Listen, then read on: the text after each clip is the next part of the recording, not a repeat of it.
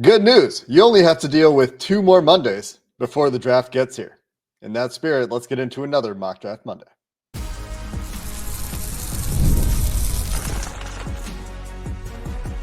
You are Locked On Bengals, your daily Cincinnati Bengals podcast. Part of the Locked On Podcast Network, your team every day.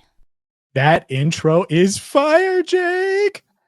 It's different. You're on the right podcast, though. I promise you that. What up, and welcome to another episode of the Locked On Bengals podcast. I'm your host, Jake Liscow. He's your host, James Rapien. We've changed our intro music, but like I said, you're still in the right place. And if you watched on YouTube, did you catch the little Bengal stripes in that intro? I think that's one of the cooler little subtle features of that new intro for all of the YouTube watchers out there. But hope everybody's having a good Monday. We're here for another episode of Mock Draft Monday here on Locked On Bengals on the Locked On Podcast Network. You can find this podcast on YouTube, like I mentioned, or anywhere you get your podcast. If you're an audio listener, you're listening in the car, if you're making us your first listen, if you're an everydayer and you know where we are, well, we'll get to the show in just a second. If you are new, though, you can hit the subscribe button. It helps us.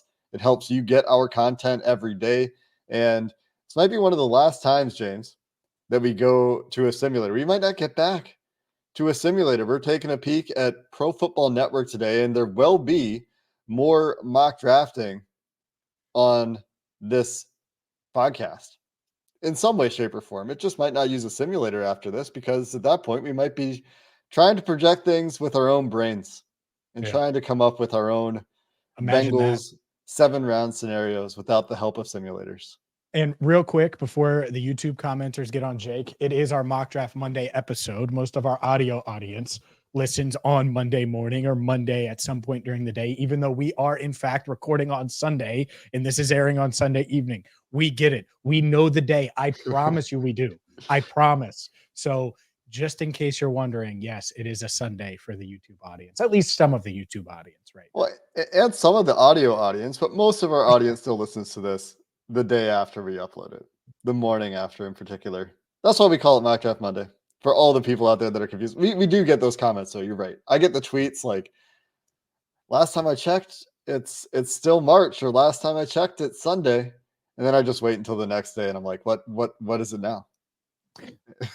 What is it now? What day is it? What day is it? It is new intro day. And hopefully it's a day that we're going to fix the Bengals issues and nail a 4-round mock draft with this PFN simulator. But you know what I've noticed, James, is like, I don't think we've had a single mock draft with a unanimously positive reception this year. I think more than previous years, there are very strong opinions and very divisive opinions about what the Bengals should do in each of the rounds. And like, inevitably, in all of the mocks we've done, maybe the 4 trench player one was the best received, even though we both looked at it and thought it was really challenging to go that route. Yeah.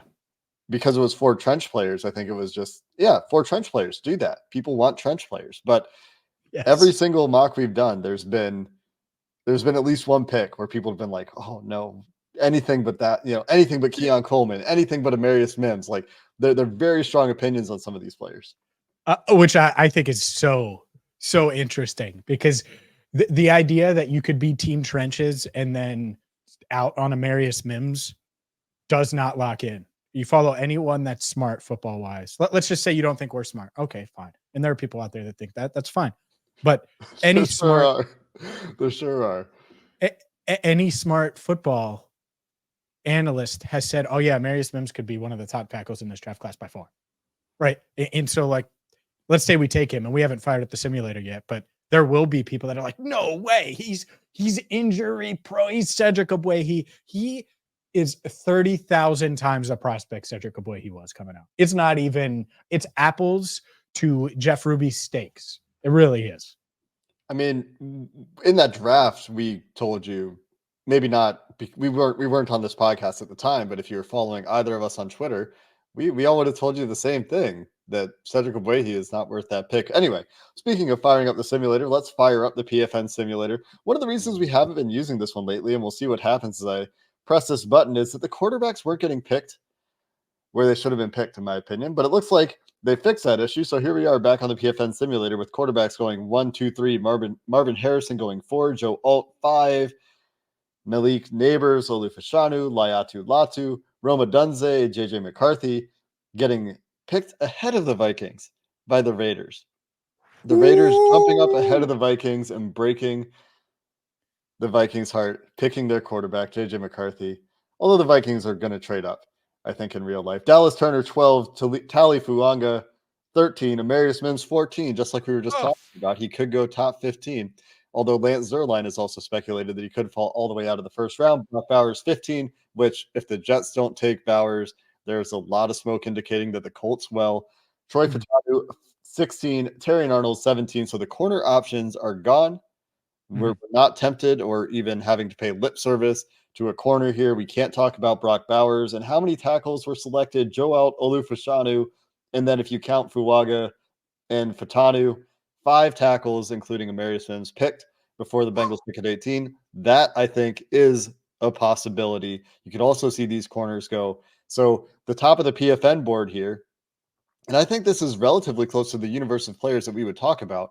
And I'm going to include Jared Verse here. Jared Verse at 15 on the PFN board, JC Latham at 19, Brian Thomas Jr. at 20, Johnny Newton at 21, and Byron Murphy at 22, the top 5 guys on the board. Yeah, I look at this, and this is the JC Latham. Come on down. I would take JC Latham here. It's to me, it's pretty easy. It is. Now, Jared Verse, that's someone that I think there will be people that say, all right, well, you should just take Verse. He's a little higher on the PFN board. I don't know if he'll be higher on the Bengals board. And when I look at it, Byron Murphy or JC Latham, those are probably the other 2 guys that the Bengals would consider here. But man, Latham, he's the right tackle. He's the guy that could start those 6 games, 8 games that Trent Brown is out if he doesn't win the starting job, if Brown gets hurt.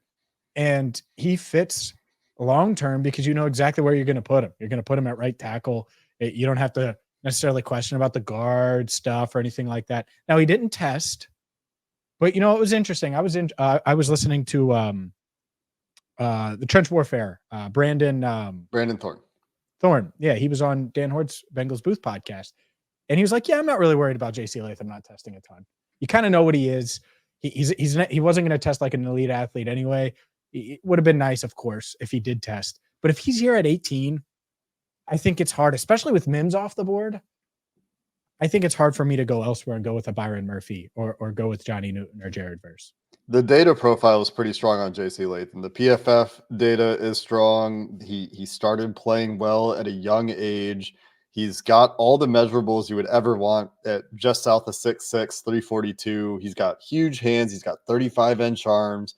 He's got a massive wingspan, and he's going to be 21 coming out. The biggest knock on Latham is that he's coming out of Alabama, and he had penalty issues. And a lot of people still think, and I think it was Matt Miller, who now works for ESPN, NFL Draft Scout on Twitter, tweeted something about, I know you say don't scout the helmet all the time, but here's a list of Alabama tackles who haven't worked out in the NFL. And so there's definitely some of that with Latham.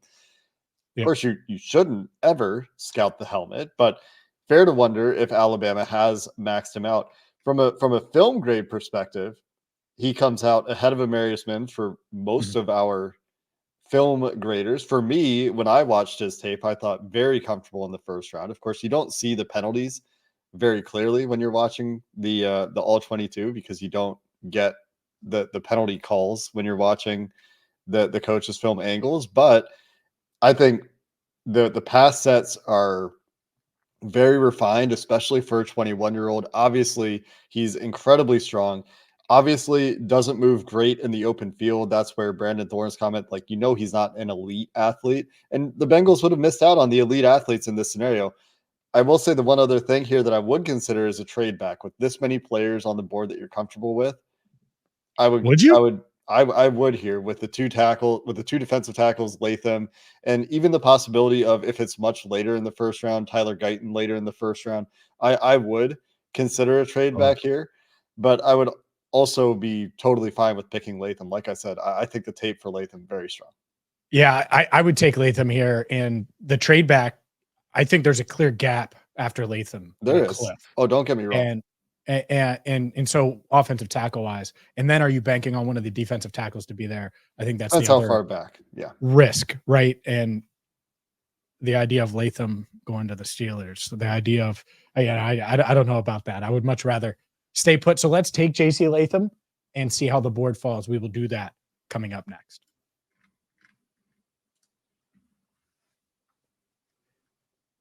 Passion, drive, and patience. The formula for winning championships is also what keeps your ride or die alive. eBay Motors has everything you need to maintain your vehicle and level it up to peak performance, from superchargers, roof racks, exhaust kits, LED headlights, and more. Whether you're into speed, power, style, eBay Motors has got you covered. With over 122 million parts for your number one ride or die, you'll always find exactly what you're looking for. With eBay Guaranteed Fit, your part is guaranteed to fit your ride every time, or your money back. Because with eBay Motors, you're burning rubber, not cash. With all the parts you need at the prices you want, it's easy to make your car the MVP and bring home huge wins. Keep your ride or die alive at ebaymotors.com. Eligible items only. Exclusions apply. eBay Guaranteed Fit only available to U.S. customers.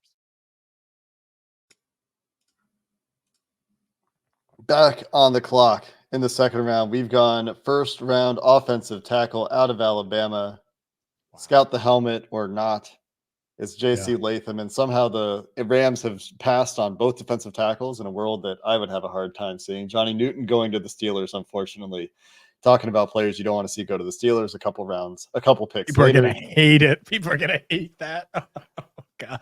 The Dallas Cowboys draft Tyler Guyton to go with another Tyler tackle who needs some development, along with their other Tyler offensive lineman down in Dallas. The Bills get their wide receiver in A.D. Mitchell. Keon Coleman going in the first round. How about that to Baltimore? Jared Verse going all the way Baltimore to 29 to the Lions, putting Jared Verse on that defensive line with DJ Reader and Aiden Hutchinson and Aleem McNeil. That is a nasty set of players in Detroit.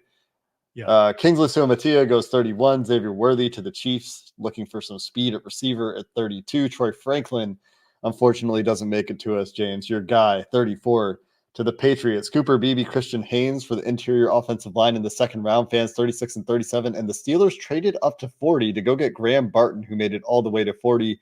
One pick after Lad McConkey. Dang, Lad. Dang it, Lad. And for those looking for a defensive tackle in the second round, Chris Jenkins goes one pick before 49 to the Jaguars at 48. Xavier Legette, another second round receiver possibility, going 46 to the Colts. So the Colts go Bowers Legette, adding weapons to that offense for Anthony Richardson in Tennessee, or in Indianapolis. Don't know where Tennessee came from. But Tennessee's not going to be able to guard those boys. That's what that means. Yeah, AFC South. At 49, the top players on the PFN board are Jordan Morgan, the tackle from Arizona, who some project to kick into guard in the NFL. Darius Robinson, kind of a tweener, played edge at Missouri, has some ability to kick inside, but if you're looking for trench help on the defensive side of the ball, Darius Robinson is screaming at you at the top of this board. Zach Frazier for the interior offensive line crowd. You got Trey Benson here as well at running back, although I don't think that with the other guys available, I'm considering running back here. And if you missed on that tackle in the first round, Patrick Paul, the other tackle option, the other interior and defensive line options, Mike Hall Jr. from Ohio State, Chris Braswell from Alabama, Braylon Trice, edge rusher from Washington. And very high on this board, which I find interesting, is Ben Sinnott, who also comes out very high on the Goodberry board and hits a lot of check boxes if you're looking for a tight end this year. Yeah, I think we have some good options here. I would throw, did you say Roman Wilson? I did not say Roman Wilson. So for wide receiver, Jalin Polk, Malachi Corley, Roman Wilson, Ricky Pearsall are the top guys here. Yeah, I think, and you mentioned screaming at you, the guy screaming at me right now is Darius Robinson. I think he's the best player there. I'm looking and I'm just trying to think of who else is better. Now, Jordan Morgan, you already have your right tackle and someone that you're going to have a higher grade on JC Latham. If you knew Morgan was going to be here and you projected him as a tackle, maybe you would have rather that other route, but I don't know about you. Darius Robinson screaming to me. We haven't picked him. That said, I do think some of those wide receivers will be in the mix at pick 49. Even I don't know that the Bengals like Troy Franklin just because I like him. Just full disclosure for our viewers and listeners out there, they could be in on Roman Wilson here, or in on Ricky Pearsall here, or maybe they really like Malachi Corley or Jalen Polk. Like would not shock me at all. Ben Sinnott, you're right. There are like maybe 3 tight ends I'm in on in this draft, maybe 4. There aren't many, and 2 of them are day 3 guys. Yeah. So it's going to be tough. But overall, what stands out to you? Because to me, Darius Robinson is certainly standing out to me. I think Darius Robinson from a grade, from a value, from a need perspective is certainly the top of the list because he has that inside outside versatility, especially. I know he doesn't give you that nose tackle that some Bengals fans are looking for, but I don't think there's a nose tackle you want to pick in the second round in this draft at this point. I will say this, haven't talked about linebackers on Mock Draft Monday, hardly at all. Peyton Wilson is the 12th highest graded player currently on the Goodberry board. The big downside with him is that he's 24. And so I don't know if we actually have the age adjustment in for him yet. Yeah, we don't. So he's going to come out a little bit lower when we get the age adjustments in.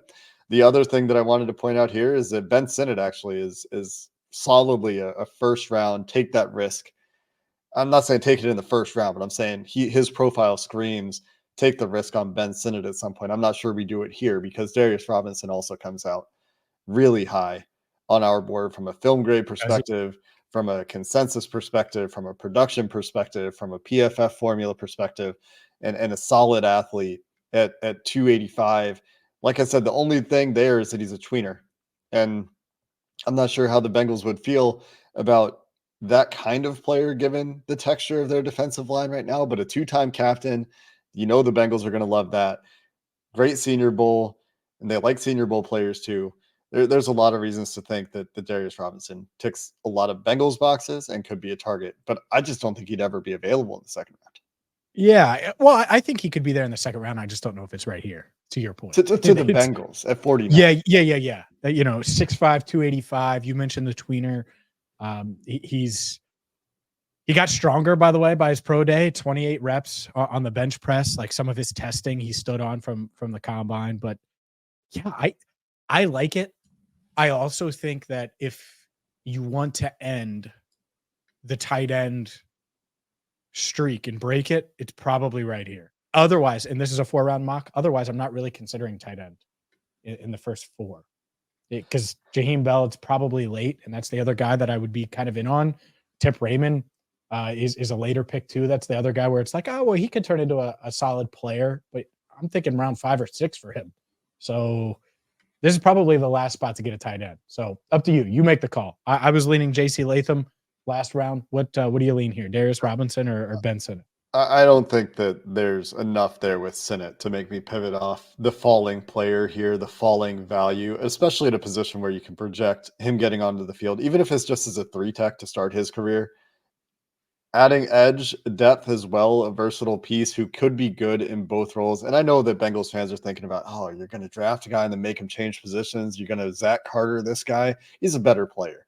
And so that is a key difference when you're thinking about lessons from Bengals recent draft history, when you're thinking about, Alabama tackles or injury, guys that were injured or guys that didn't test. The film is very different for these guys. If you want to talk about even Brock Bowers, history would tell you if you don't know for sure that the tight end is a freak athlete, even as recently as last year, where the tight end that was a freak athlete, Sam Laporta, was a better tight end as a rookie than the tight end that was rated universally higher in Dalton Kincaid, who didn't have that testing. It's just a risk. I'm not saying that you shouldn't draft Brock Bowers, but Josh Norris has pointed this out. When you don't have the testing, there's a risk factor, even for a player like Brock Bowers. So the point is that it's never apples and oranges. It's never apples and apples. It's always a little bit different. You have to consider the film more than anything before you just default to, the last time the Bengals drafted a tweener was Zach Carter. Yeah, for sure. And so let's go with Darius Robinson here real quick on that. Brock Bowers, there were some reporting out there that he did run a 40. Yeah, so I don't know if it's true or not, but 4.53, it would be right there with Laporta, or ahead of Laporta, right there with George Kittle. So we'll see if that is actually true. I'm surprised we haven't heard it more. But yeah, if he didn't run, he obviously didn't do agility testing. That is relevant. But we still have 3 picks to make in 1 segment left. So we will do that coming up next. You might not have guessed this about me, considering the juxtaposition with my co-host, but I'm actually a competitive person under the surface. James, you can attest to this. You've seen the Oh, NFL yeah. Blitz Yeah. competition come out. And my Jake talks a frustration- little trash too. You talk a little trash too? You just have to see me competing to actually know this. It doesn't come out on podcasting because for me, podcasting isn't competitive. But when everyone gets into their competitive side, I'm particularly a fan of Monopoly Go. I'm sure you've heard of it. It's been downloaded over 150 million times. A great twist on the classic where you play not one, but hundreds of Monopoly boards in crazy locations, building up amazing cities that bring you big money. And that competitive aspect is you can mess with your friends. You can charge them rent, of course, as you do a Monopoly on your iconic properties. You can rob their vault of riches for yourself. The leaderboards will tell you who the biggest Monopoly tycoon is. It's not just my competitive side that loves it either, though. There's also some cooperation. You can team up with friends and people all around the world in time tournaments to win huge rewards. So get into the game and join your friends. Download Monopoly Go now free on the App Store or Google Play. Today's show also brought to you by FanDuel. It is here, my favorite time of the year, not just the NFL draft, but also the NBA playoffs. Now is the time when, if you just kind of like the NBA, now's the time you should watch. You have the play-in games this week, and FanDuel is giving new customers $150 in bonus bets guaranteed. That's $150 guaranteed, win or lose.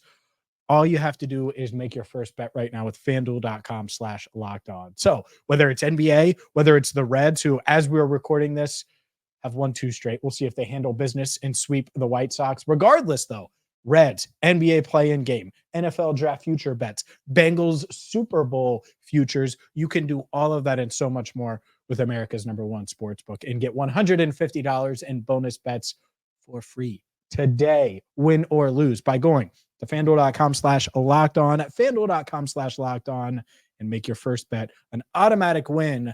FanDuel, America's #1 sportsbook.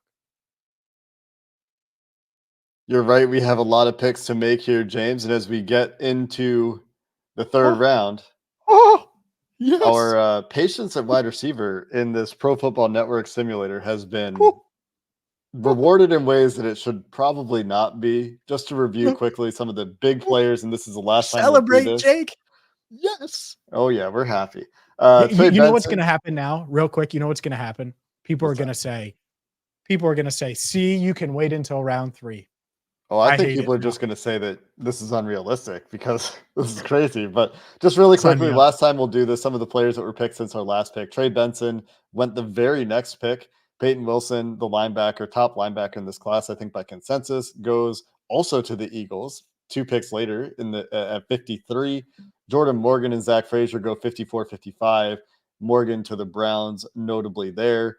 The Ravens at a corner, in case you were curious. Kalen Carson.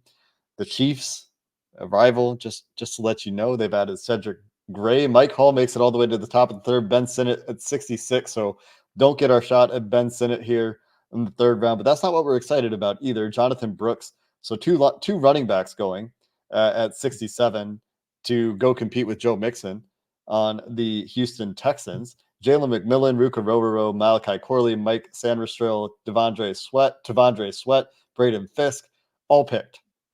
So we're not going to get our big-bodied interior defensive lineman here with our 80th pick, but in this particular simulator, some names you did not hear me say selected. Jalen Polk, Roman Wilson, Ricky Pearsall. 3 receivers just, again, screaming at us at the top of this board. Screaming at us. Hello. Wide receiver thirst answered. And look, it's a great scenario, Jake, because the Bengals, they get their pick. I'll tell you right now, mine, of those 3, Mr. Michigan, Roman Wilson, sign me up.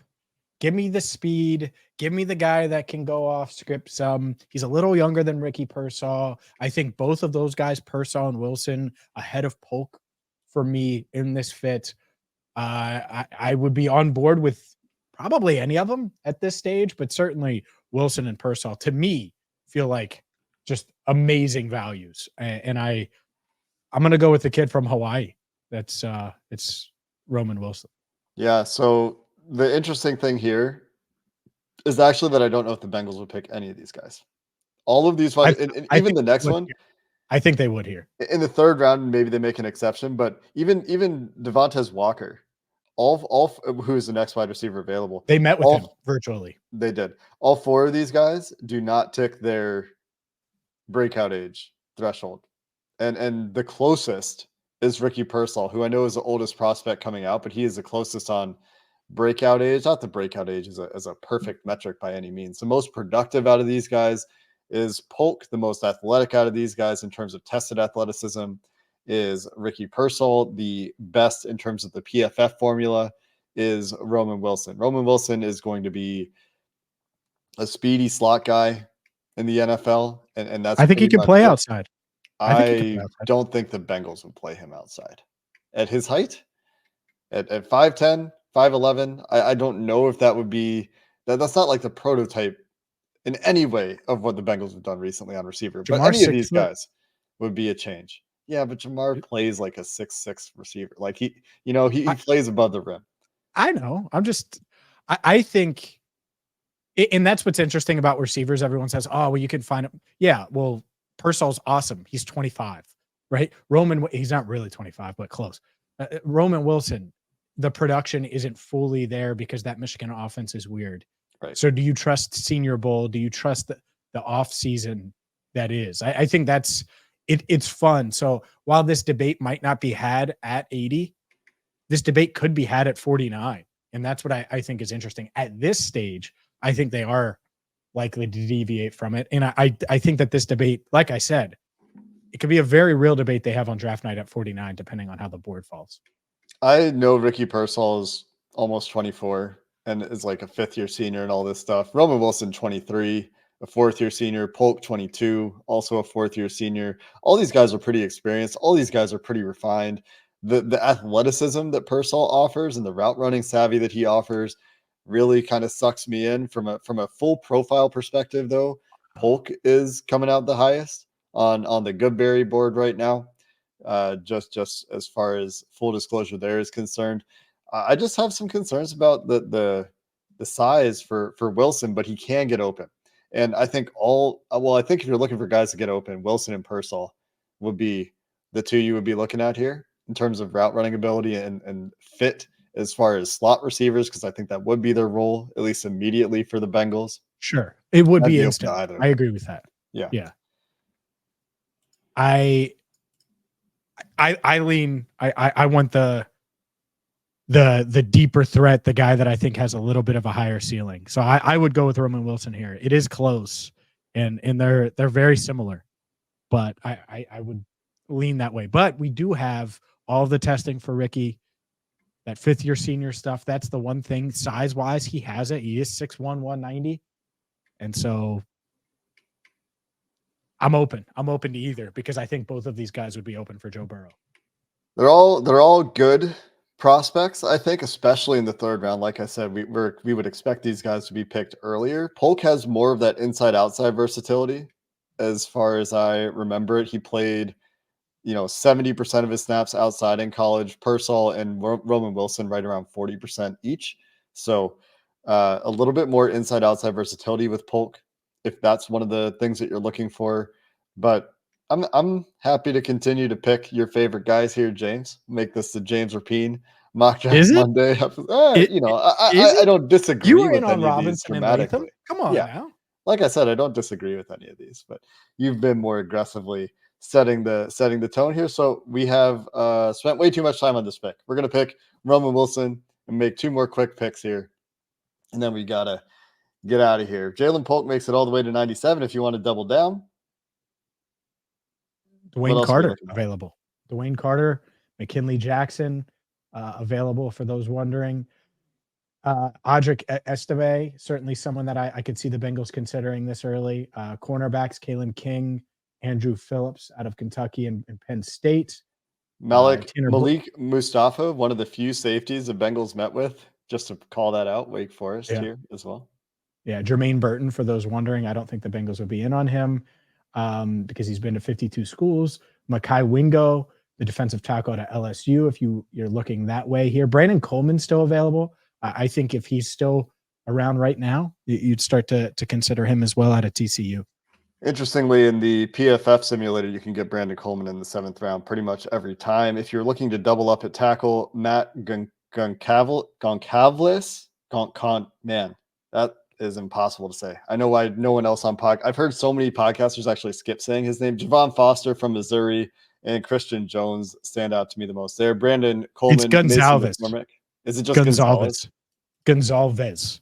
Gonzalez. There you go. Thank you, Dane Brugler, who will be on this show in the near future.